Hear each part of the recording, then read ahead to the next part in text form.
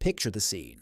It's a Saturday evening in late February 2026, peak tourist season in Dubai. The month when the Burj Khalifa observation deck runs at capacity, when JBR Beach is shoulder to shoulder with European families escaping winter, when every brunch venue in downtown has a 3-week waitlist and luxury hotel rooms cost $620 a night. One of the most reliably profitable tourism windows on the planet. And then, at approximately 6:30 in the evening, Derek Thompson, a Scottish tourist eating dinner at the Fairmont Hotel on Palm Jumeirah, hears what he would later describe to CNN as an absolutely crazy explosion. He grabs his family. They run for the beach. They check out, smoke still in the air, and then discover they cannot leave the country at all because the entire airspace has been closed.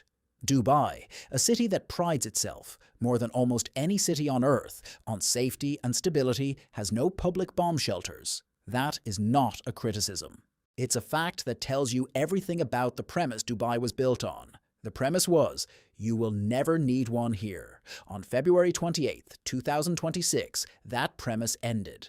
Iran launched 189 ballistic missiles, 941 drone attacks, and 3 cruise missiles at the United Arab Emirates. The Fairmont Hotel on Palm Jumeirah was struck by a drone and went up in flames. Debris damaged the facade of the Burj Al Arab, the sail-shaped tower that is probably the single most recognizable image in Dubai's entire tourism brand. Smoke rose near the Burj Khalifa. Dubai International Airport was struck, 4 staff injured, a concourse evacuated, all commercial flights were suspended, the highways were empty. JBR Beach, normally packed on a winter weekend, was deserted. And tourists who had just paid premium season prices to be in the world's most spectacular city were sheltering in hotel rooms, watching intercepts light up the sky from balconies, and trying to work out whether to sleep near a window or away from one. This is not a story you were told. This is the story of why tourists are avoiding downtown Dubai in 2026, and why the reasons go much deeper than a single missile strike. Let me be precise about what happened, because the chaos unfolded across several days and the scale of it still hasn't fully landed in the global conversation.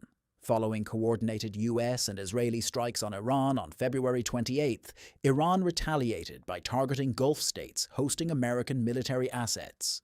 The UAE was hit with 165 ballistic missiles and more than 540 drones over the following days, according to the UAE Ministry of Defense, which said it intercepted all air attacks, though acknowledged debris fell across Dubai and Abu Dhabi.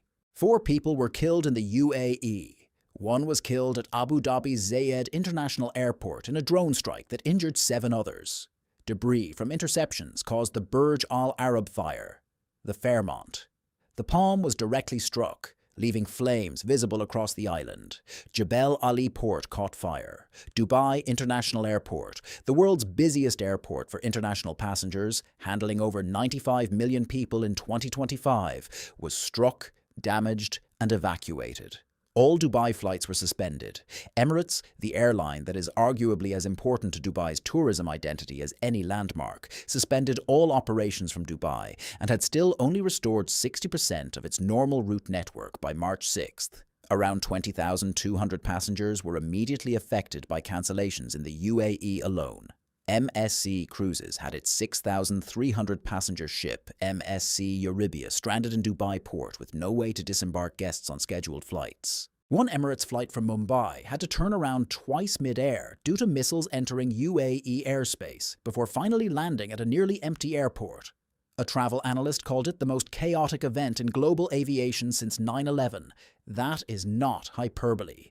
That is a former FAA air traffic control official named Mike McCormick speaking directly to CNBC. The U.S. State Department issued guidance telling American citizens to leave Saudi Arabia, Israel, the UAE, and Qatar.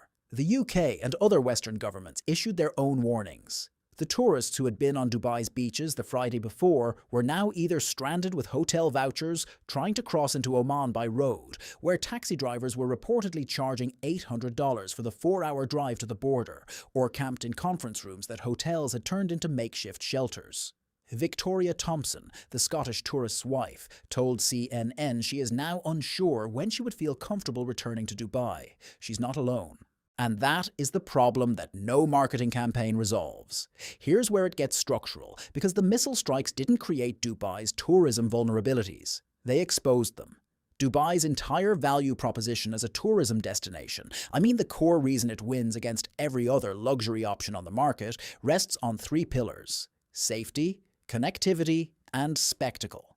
The world's most reliable safe haven in a volatile region, the world's most connected airport hub, and the most visually extraordinary built environment money can produce. February 28, 2026, removed the first pillar in a single day. Cinzia Bianco, an expert on the Persian Gulf at the European Council on Foreign Relations, described it with precision on social media immediately after the strikes. This is Dubai's ultimate nightmare, because its very essence depended on being a safe oasis in a troubled region. That quote is doing a lot of work. Because what Bianco identified isn't that Dubai is now dangerous. The UAE intercepted the vast majority of attacks. The city was running again within days. Flights resumed March 7th. The beaches and malls reopened, but tourism confidence doesn't operate on the timeline of military operations. Tourism economics, in analysis cited by Euronews and working in cooperation with the World Travel and Tourism Council, projected that the Middle East could see 23 to 38 million fewer international visitors in 2026 than previously forecast, a loss of between $34 billion and $56 billion in visitor spending across the region. That projection wasn't made on the assumption that the attacks continue. It's based on what every previous geopolitical shock has shown. When a destination loses its safety perception, the effect lingers. JP Morgan analysts warned of a slowdown in non-oil growth across the Gulf, and critically, the damage is disproportionately concentrated in Dubai and the UAE. Witch doctor Aaron Ketter of Kinneret Academic College identified directly, Dubai International Airport, with over 95 million passengers annually, is a critical global hub. Any disruption here affects not only regional travel, but global mobility. Dubai isn't just a destination, it's infrastructure. And when infrastructure fails, the confidence problem is not just about one vacation, it's about rerouting entire travel patterns. Airlines already flying cargo and passengers on long-haul routes avoid overhead airspace for months after conflict. Booking windows shorten. Travelers book flexible, which means cancellation rates spike.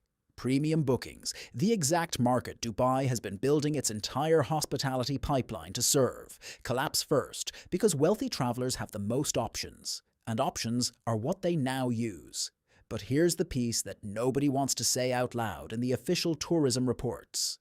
Before February 28, 2026, Dubai was already running structural vulnerabilities underneath the record visitor numbers. The strikes didn't cause the problem. They accelerated it and made it visible. Think about what the city had already built its tourism model on, a 6 or 7 month peak window in winter, during which the numbers look spectacular, followed by 5 months of summer, where luxury hotel rates crater from $620 to $250 because 40 degrees Celsius heat with 70 to 80% humidity makes outdoor Dubai functionally unusable for most international tourists. Vacation rental occupancy drops to 38% in June. The season is brilliant, and then it is brutal, and there is nothing in between. That seasonal cliff is real, and it's getting steeper, because climate science is increasingly clear that Gulf summer temperatures are worsening. The UAE recorded 50.8 degrees Celsius in July 2024.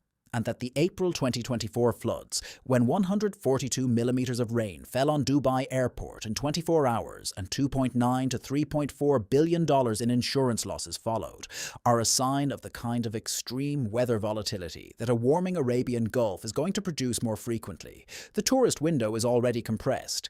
Climate isn't opening it further. Then there's the luxury supply problem. Dubai had 818 hotels with 152,300 rooms going into 2026. 67% of that inventory was luxury, upper upscale, or upscale product. 11 new luxury hotels were set to open in 2026 alone.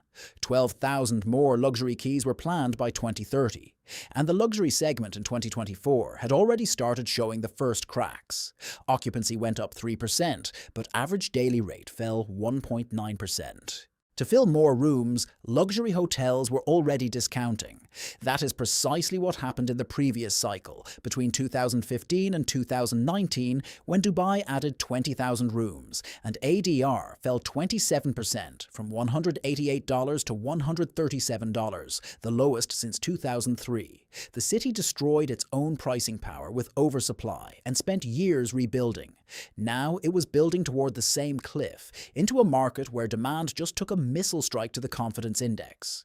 And underneath all of it, there is the brand problem that Dubai Tourism's own CEO publicly named at the Skift Global Forum in September 2024. Issam Kazim, not a critic, the CEO of the organization responsible for marketing this destination, said that Dubai's early emphasis on landmark buildings and seven-star hotels had led people to feel the city was just about spectacle, that it had no soul, that they might have missed out on building the human story of the place. He said people used to say Dubai was beautiful, but lacked a soul. He said it at a global forum. That is not a small admission. And now those same tourists who already felt that gap between the spectacle and the depth are watching the skyline they paid premium prices to stand beneath become the backdrop for a geopolitical crisis that nobody told them was possible when they booked. So what does Dubai do from here? Because this city has come back from shocks before. COVID hit Dubai hard. The population fell 8.4% in 2020, the steepest decline in the Gulf, and within 2 years the city was posting record visitor numbers. The resilience is real. But resilience requires being honest about what needs to change, and right now there are 3 things that cannot be deferred. First, the safety perception problem is going to require more than a return to normal operations. When Victoria Thompson says she doesn't know when she'll feel comfortable returning, that is not an irrational response. Dubai sold certainty. Its entire residential and tourism brand was built on being the controlled environment in a region everyone else found chaotic. The fastest path back to that perception is not press releases about the effectiveness of air defenses. It is meaningful diplomatic work to stabilize the relationship with a neighbor 50 kilometers across the water that has now demonstrated it is willing and capable of targeting Dubai's most iconic addresses. That is a political challenge, not a marketing one. Second, the luxury pipeline that was already threatening to replicate the 2015 to 2019 oversupply collapse now faces a demand contraction at the same moment it was about to flood the market with product. 11 luxury hotels opening into a city where Western governments are advising their citizens against travel, where Emirates is operating at 60% capacity, where forward bookings are being made with flexible cancellation options rather than committed spend. That is not the environment in which 12,000 new luxury keys absorb into the market cleanly.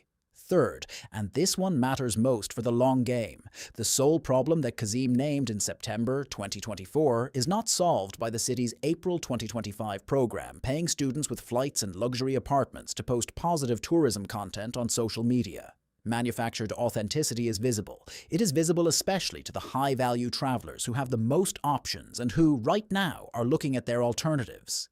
They are going to Greece, Portugal, Japan, Southeast Asia, places where the organic human texture of the destination is not a rebrand project, but a lived reality. Dubai has extraordinary architectural ambition. It has built things nobody else built.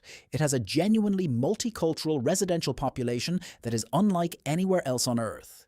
None of that requires fabrication, but it does require investing in the conditions, in affordability for the creative class, in protection of heritage districts, in cultural institutions with real permanence. That generate a destination people return to because they love what it actually is, not because a campaign told them to.